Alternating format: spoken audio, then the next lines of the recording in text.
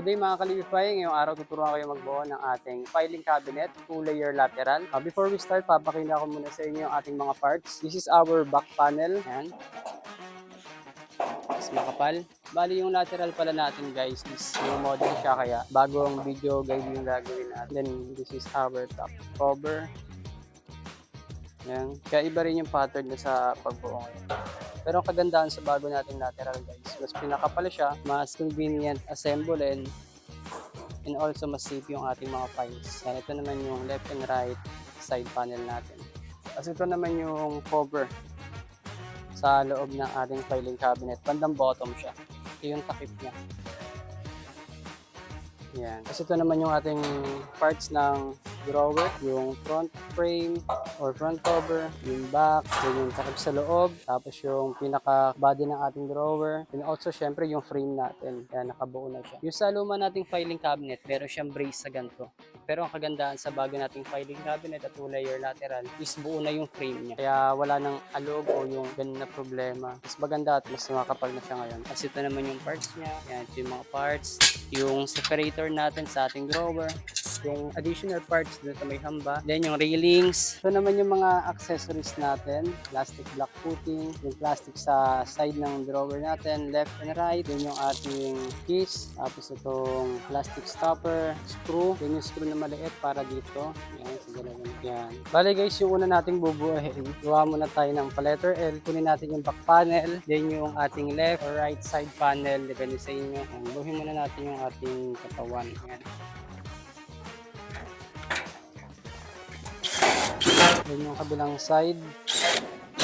Then after natin mabuo yung left side, right side, tapos yung back panel natin, proceed naman tayo dun sa hamba natin. Yan, check nyo muna, dapat ganito yung magiging itsura, yung pagbuo nyo ng body nya. Yan, ito, nandito, hanggang dito sa dulo. Yan, dapat magiging ganyan yung itsura. Tapos ito guys, itataas nyo muna to. Yan, pihitin nyo muna siya pataas. Yan. Pati rin yung kabila, pataas. Yan. Then, kukunin nyo tong parts na to.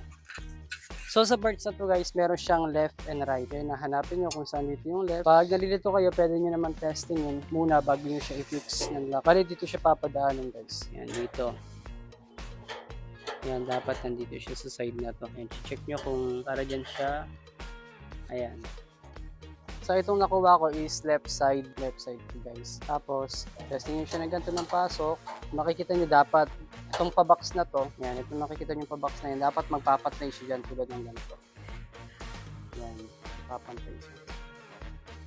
Yan yung malalaman kung tama yung parts na kinuha nyo para sa hanggan. Ngayon, pag napasok nyo siya dyan, tsaka nyo na siya ilak dito.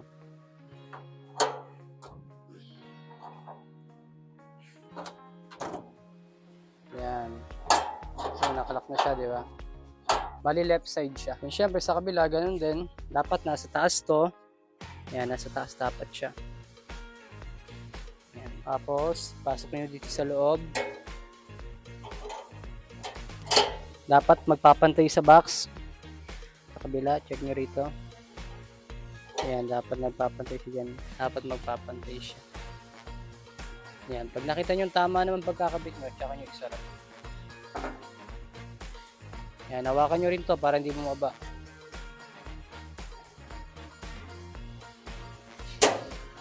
Ayan. After nyo makabit yan, ang next natin ikakabit is itong parts na to. Yan, after naman yan, makabit natin yung parts dito sa may loob ng hamba natin. Ang next natin ikakabit itong parts na to. Make sure guys na dapat ganito yung pagkakabit natin sa kanya, sa loob, naka-letter T.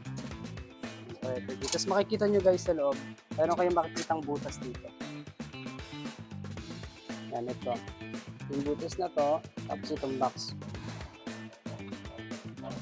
Yan. Ito guys. Yan. So kapag ikakabit nyo to, itong parts na to, isasabay nyo rin yan to. Ipasok dito. Iaangat nyo to. Yan. Parang ganito. Papasok nyo muna ito doon, itong kabilang side, sa bandang dulo. May butas. Yan, napasok sa may butas dito. Tapos, tsaka nyo itataas to guys.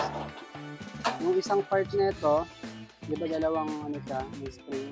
Yung isang spring bandang harap, sasabay niyo pasok dito. Itataas mo to, tapos ipapasok mo. Yan. Mas ganun din sa kabila. Yan, pasok nyo muna itong sa dulo. Yan, pasok mo sa may butas doon.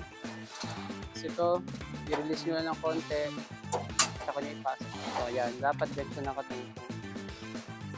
Yan, para maging ganito yung consistent niya. Yan.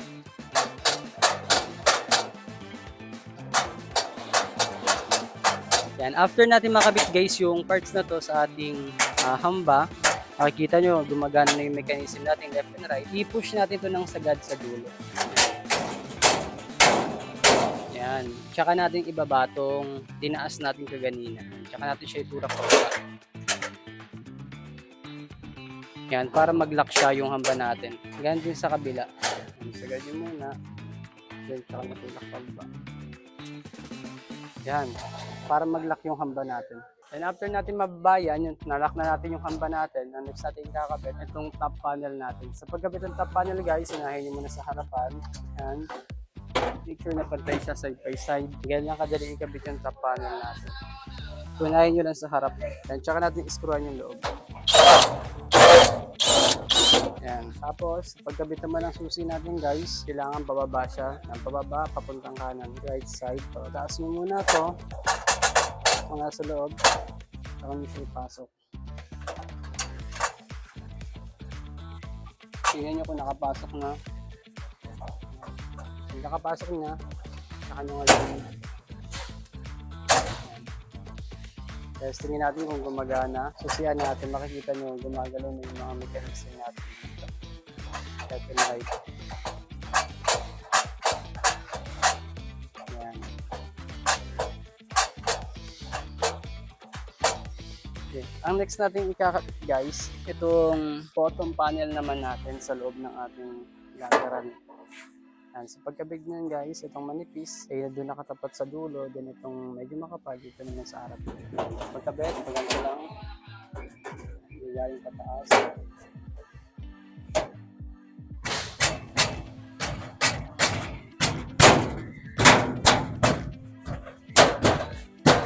Yan, kung makikita nyo guys, sarado na yung loob ng lateral natin, kaya wala na makakapasok na insekto, daga, para masira yung mga bugs natin.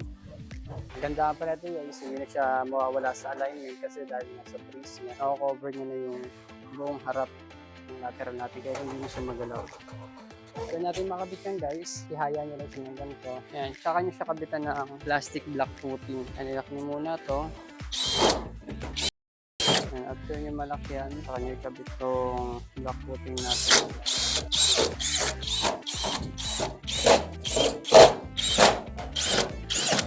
Yan, after natin makabit yung block footing natin, tayo nyo ulit, tapos natin ikabit yung mga railing. So pagkabit ng railing guys, itong white na to, dapat nandun siya sa may bandang dulo. Tapos ito naman, dapat nandun sa may bandang harap. Yan, papunta doon, tapos pababa. So itong parts na to ay para sa right side. And tapos lock. Yan, tapos ilabas nyo yan itong pang-lock niya. Yan, para di matanggal yung railing. Ito naman ay left side railing. Yan, papunta doon, tapos pababa. Tapos yung white yung sa dulo. Left side ulit.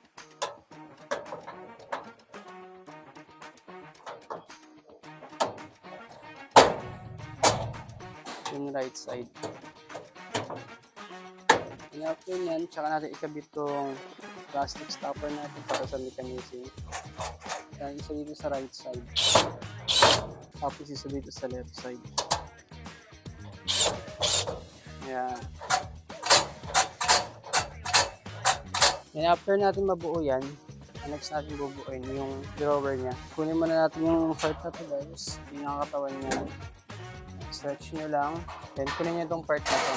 Ito yung sa back niya. Yan, dito yung banda sa likod nilalagay.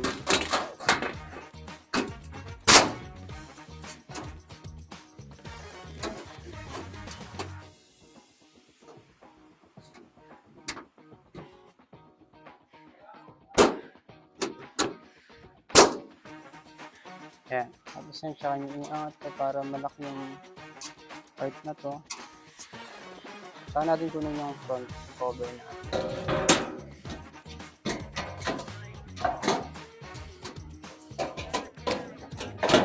Lock nyo lang siya dyan. Yan. After nyan, tsaka nyo kukunin yung part. Itong part na to, dito naman siya sa likod ng front cover natin, yung part na to.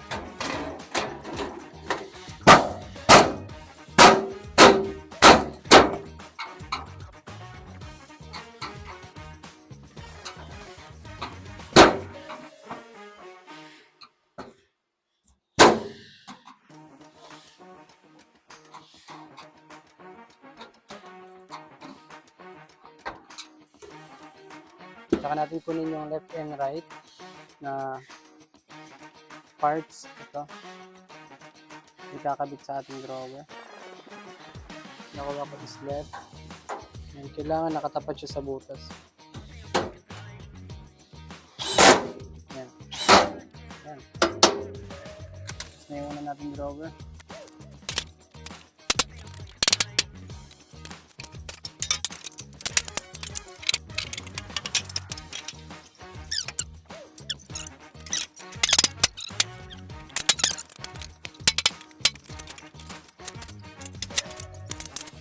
Yan.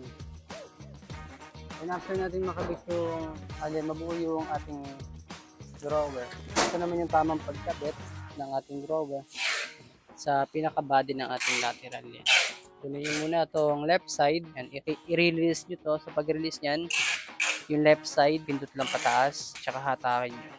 Siyempre, sa left side din na part ng drawer natin ikakabit ko. Sa pagkabit, itong papunta ron, yan, papunta siya sa dulo. Tapos, pataas naman siya. Yan, pataas naman to. Yung kaganina, sa kinabit natin sa body, pababa, ito naman pataas siya. Yan, kasi yung makikita nyo, hindi pantay yung mga butas niya. Yan, unahin mo yung dulo, saka nyo tulak pataas. Yan. Then, dito naman tayo sa right side. Sa right side naman, guys, sa pag-release na itong parts dito sa ating railing, press down naman siya. Sa kabila, sa left side, press up, na naman press down. Tapos, ganito naman magkabit ng ating drawer. Dapat guys, make sure na yung mga bulitas na to is dapat nakasagad siya sa dulo. Yan, dapat nandito siya. Hindi siya dito, yan, dapat nandito siya. Pero sa kabila. Yan, sa pagpasok na ito guys, sabay. Unahin nyo muna yung kabilang side. Tapos itong nyo rin yung kabilang side. Yan, tapos dahan-dahan nyo lang siyang ipasok sa loob. Yan. Yan, tsaka nyo ipasok yun. Itong makapal, dito siya sa dulo. Itong manipis naman, dito siya sa may bandang harap. Yan, bali, 2 piraso siya kada drawer. Yan, ulit, unahin nyo muna yung left side, press up. Then sa right side, press down. Yan. Tapos isagay nyo sa dulo yung mga railing, ay yung mga bulitas, isagay nyo sa dulo. Magkasabay na pagpasok dito. Tungtong nyo lang muna, sa kabila, tungtong. Yan. Tsaka dahan-dahan nyo siya ipasok. Then, napasok nyo na. Ito naman next natin kakabit. Itong mataba, dulo. Itong matipis dito sa harap. Yan. Yan po na ang ating 2-layer lateral. Yan, ganyan lang kadali buuin ang ating 2-layer lateral. Mas maganda, mas matibay, saka safe na safe yung mga files ngayon dahil may cover na rin pati sa ilalim. Yan, yun lang guys, salamat.